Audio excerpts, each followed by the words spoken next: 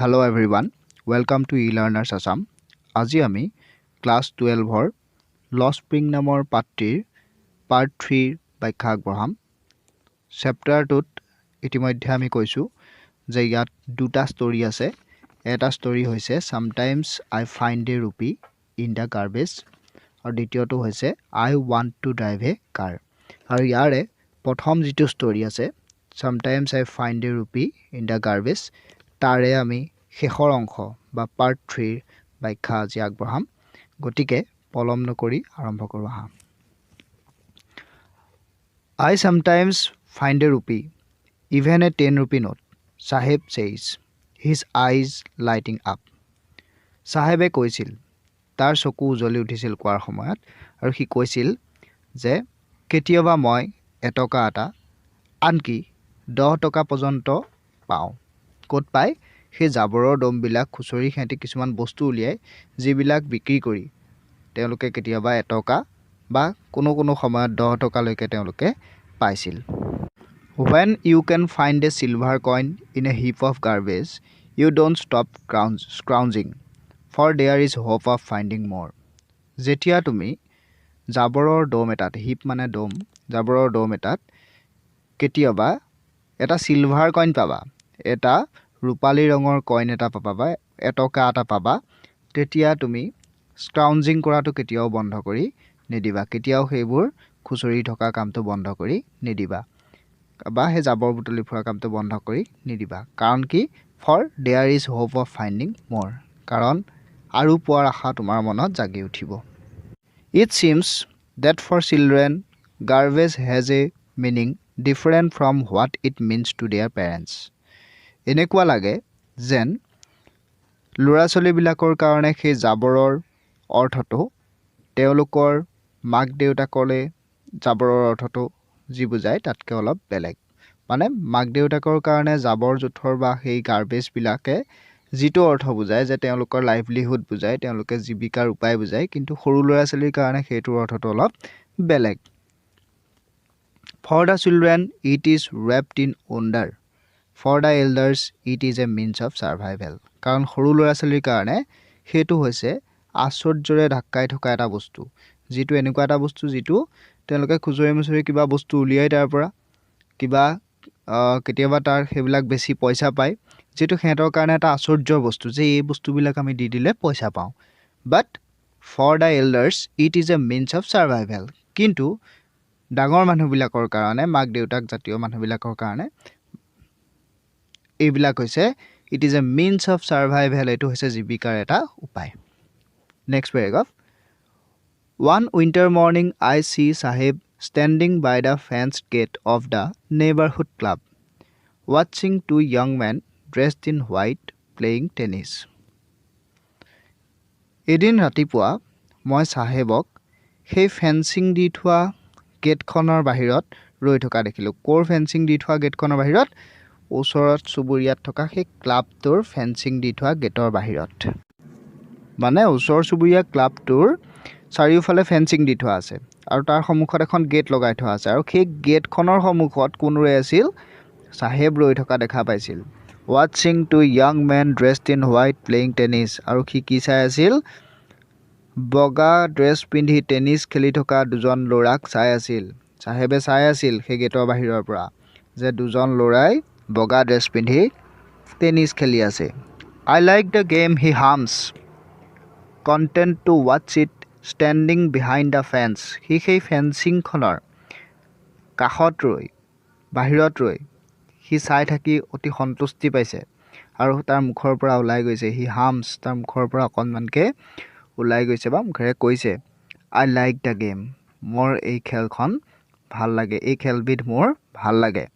I go' inside when no' one is around, he admits. সি আনকি স্বীকাৰ কৰিছে যে যেতিয়া তাৰ ভিতৰত কোনো নাথাকে, সেই ক্লাবৰ ভিতৰত যেতিয়া কোনো নাথাকে তেতিয়া সি ভিতৰলৈ সোমাই যায়।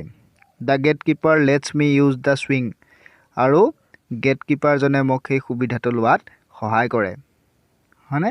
গেট কিপাৰজনে কোনটো সুবিধা কৰি দিয়ে বুলি কৈছে? যে যেতিয়া কোনো নাথাকে তাক ভিতৰলৈ যাবলৈ অলপমান চান্স দিয়ে গেট কিপাৰজনে। Next paragraph.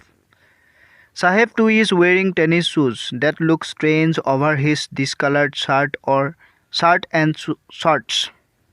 চাহেবেও এতিয়া এযোৰ টেনিছ খেলোঁতে খেলা জোতা পিন্ধি আছিল আৰু সেইযোৰ দেখাত বৰ ষ্ট্ৰেঞ্জ লাগিছিল বৰ আচৰিত ধৰণৰ লাগিছিল over his discoloured shirt and shorts তাৰ সেই ৰং উৰি যোৱা বা ৰংবিহীন সেই চোলাটো আৰু শ্বৰ্টছ হাফ পেণ্টটো বুলি ক'ব পাৰোঁ সেই পেণ্টটো আৰু চাৰ্টটোৰ লগত সেই জোতাযোৰ বৰ অমিল লাগিছিল বৰ আচহুৱা যেন লাগিছিল Someone gave them to me, he says in the manner of an explanation.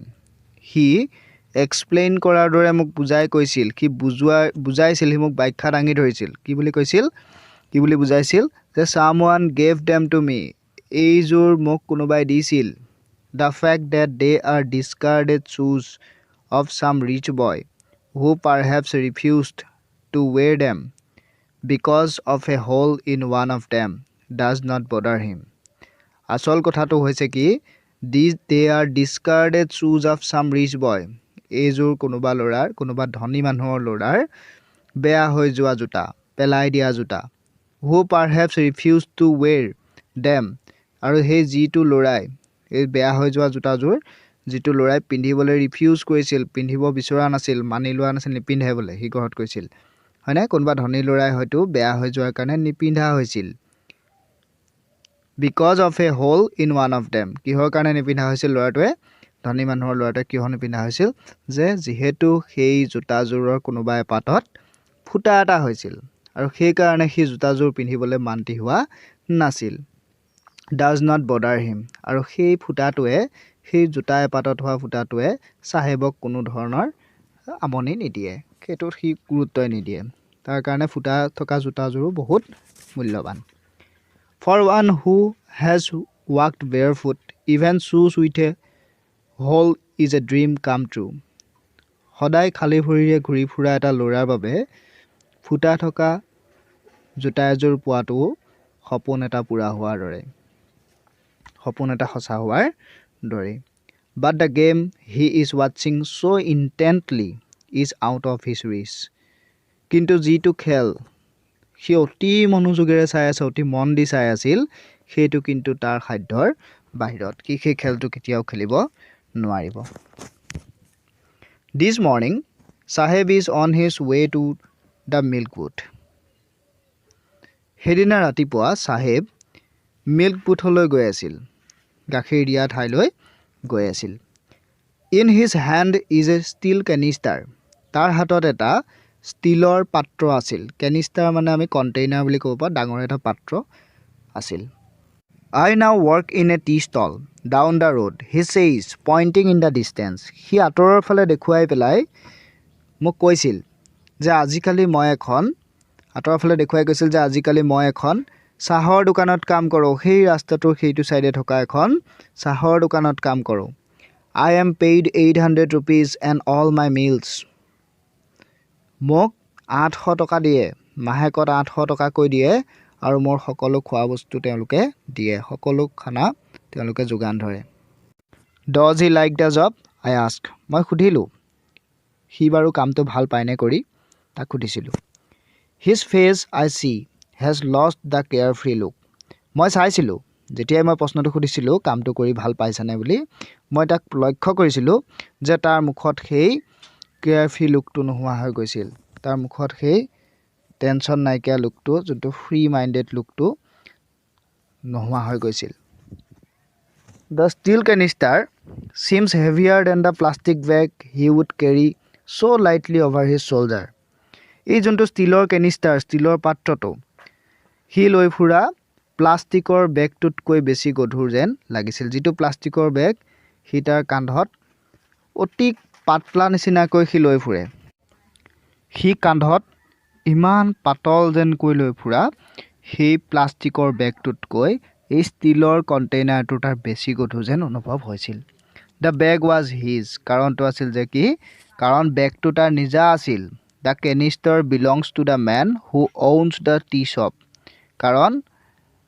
সেই কেনিষ্টাৰটো বেগটো তাৰ নিজা আছিল সেইকাৰণে সেইটো পাতল লাগিছিল কিন্তু এই কেনিষ্টাৰটো এই পাত্ৰটো আছিল কণ্টেইনাৰটো আছিল সেই চাহৰ দোকানখনৰ মালিকজনৰ Saheb is no' longer his own master Saheb আৰু এতিয়া নিজৰ মালিক হৈ থকা নাই আগতে সি প্লাষ্টিকৰ বেগ লৈ জাবৰ খুচৰি ফুৰোঁতে সি যিটো নিজৰ মালিক নিজে হৈ আছিল সেইটো এতিয়া সি হৈ থকা নাই সি এতিয়া সেই চাহৰ দোকানখনৰ মালিকজনৰ মতেহে কাম কৰিব লাগিব ঠিক আছে ছাত্ৰ ছাত্ৰীসকল ইয়াতে আমাৰ লষ্ট স্প্ৰিং নামৰ পাঠটিৰ যোনটো ফাৰ্ষ্ট ষ্টৰি আছিল Sometimes I find a rupee in the garbage সেইটো ইমানতে শেষ হৈছে ইয়াৰ পাছৰ ভিডিঅ'ত আমি ইয়াৰ পাছৰ ষ্টৰিটো I want to drive a car নামৰ যিটো মুকেশ নামৰ ল'ৰাজনৰ কাহিনী আছে সেইটো আমি পঢ়িম আৰু ইয়াৰ পাৰ্ট 1 আৰু পাৰ্ট 2 ভিডিঅ'ৰ লিংক